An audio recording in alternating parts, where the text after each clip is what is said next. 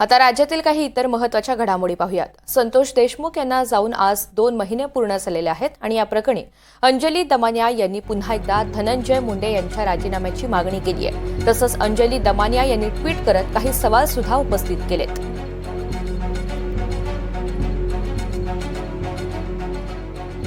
अंजली दमानिया यांचं नेमकं ट्विट काय आहे आपण पाहतोय। आज संतोष देशमुख यांना जाऊन 2 महिने पूर्ण झालेत। आज तरी राजीनामा होणार का?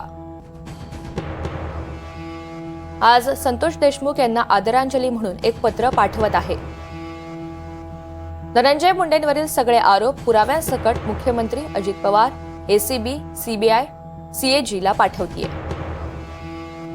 वाल्मिक कराडला यांचा पाठिंबा नसता तर ही हत्या झाली नसती।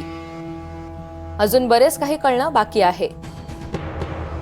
स्कॉर्पिओ गाडीत सापडलेल्या फोनचा डेटा अजूनही रिट्रीव्ह का झालेला नाही? तो बडा नेता नेमका कोण आहे अजून का कळलं नाही?